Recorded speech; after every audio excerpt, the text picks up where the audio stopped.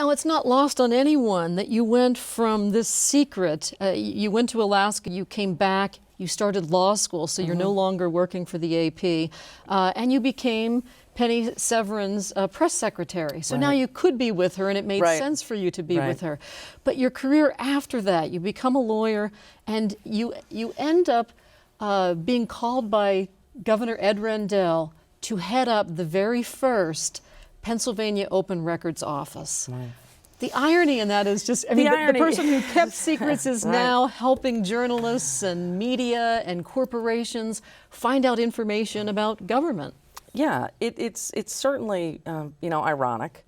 It also, what's interesting to me, and I think it even stems further back than the relationship, is, I think I've spoken a little bit about this, but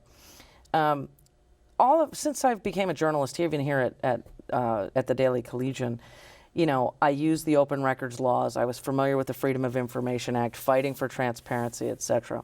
What I find even more ironic than after sort of being the government secret that I was assigned to disclose, if you will, was taking this position at the Office of Open Records.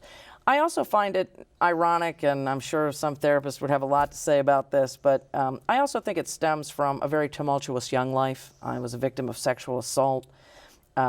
I think that my family, you know, you're bought into the concept of keeping secrets. The seeds of secrecy, you said, were sown there. Yeah, and I think I was very well trained to keep secrets, and it almost became, it's, you know, kind of not natural, but it was certainly very familiar.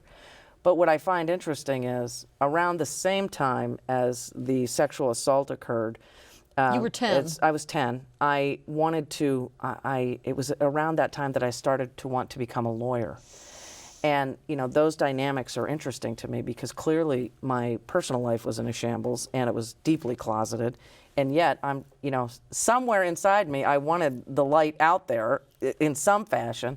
And so I think that the professional and the personal, it eventually, of course, collided, and thus the book.